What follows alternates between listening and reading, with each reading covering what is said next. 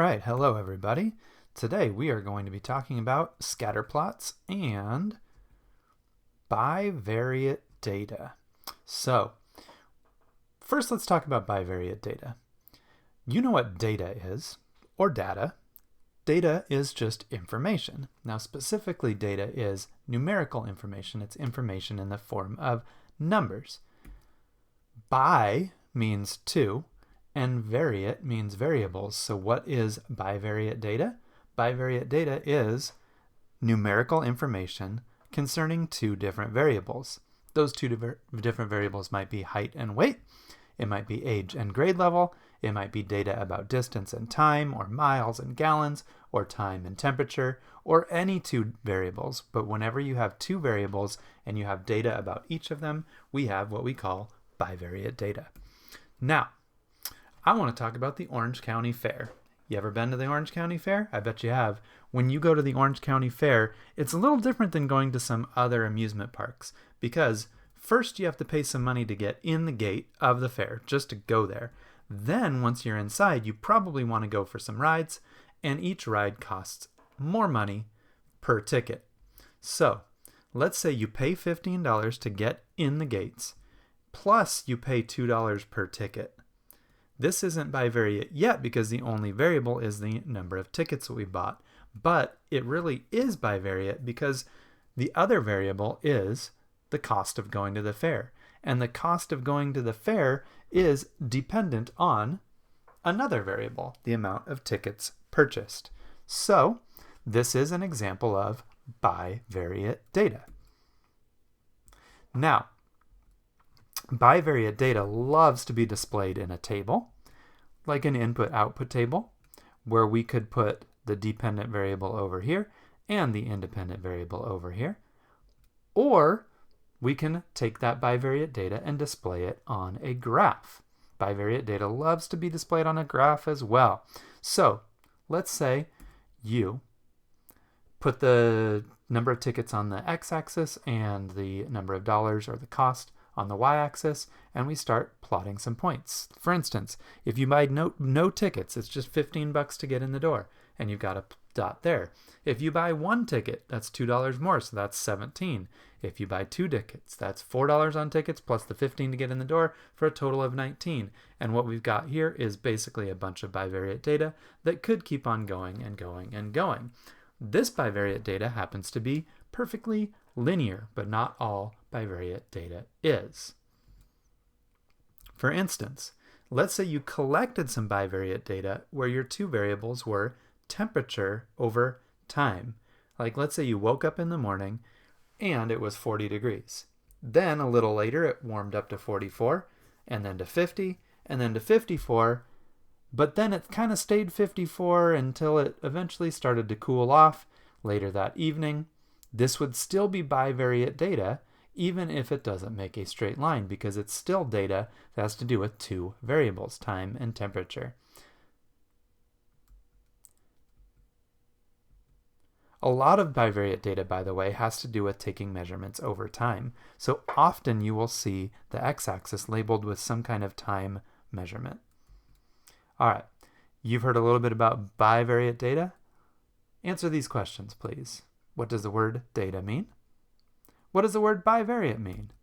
And name two ways that you can display bivariate data. Okay, now that you've unpaused the video, we're going to move on to talking about scatter plots. What is a scatter plot? A scatter plot is when you plot some bivariate data. So let's talk about height and weight. No fat jokes, because the height and weight that we're talking about here is going to be little kids going to the doctor's office and getting their height and weight measured, and it's not cool to make fun of little kids. So let's say we put the height on the x-axis and the weight on the y-axis, and we start measuring some kids. So the first kid is 30 inches tall and 40 pounds. The second kid is 40 inches tall and 50 pounds. The third kid is 40 inches tall as well, but heavier, 60 pounds. And we get some more kids of various heights and weights throughout the rest of the day. Sometimes data isn't linear. It's scattered all over the place. So we call it a scatter plot because the dots are kind of scattered all over the graph.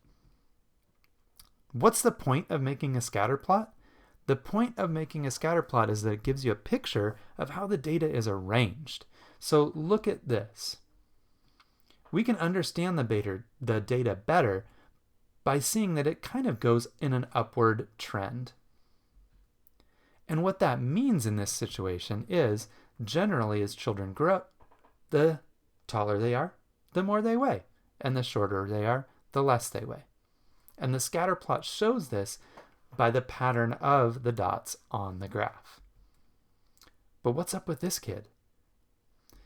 Well, this kid is just special because they're tall. They're the second tallest kid, but they're skinny. They're the third tallest, or the third skinniest, or third least weighty child that was measured. This child is what we would call an outlier. An outlier isn't bad, it's just somebody that doesn't follow the general trend of the rest of the data. Since this is abnormal compared to the rest of the data, it lies outside of the norm, and we call it an outlier because it lies outside of the norm. This kid's just special, that's all. And it's good to be different, so be nice. All right, now when you have your scatter plot so that the dots make a pattern, either going upwards or downwards or horizontally or vertically, we call this correlation. Another word for correlation is association. And what we're saying is the two variables in question, in this case height and weight, are related to each other. They're co-related or they're associated. So if the dots seem to kind of line up in an upward direction, that's called positive correlation, like positive slope on a graph. Positive correlation means that as one variable increases, the other also increases. And since most kids grow by gaining height and weight, it makes sense that this data would have positive correlation or positive association. Here's another example of positive association or positive correlation. If we kept track of the number of bacon cheeseburgers I eat and my cholesterol level, as one goes up, the other goes up with it. That is positive correlation. If we keep track of the number of times I post inappropriate tweets about Mr. Petrilla and the number of restraining, that's probably positive correlation, I guess, as well. Anyways, I think you get the idea. So try to think of another two variables that might have positive correlation. And then, what do you think negative correlation would look like? Give me an example. That's all we got for today. Thanks for listening and watching. See you next time.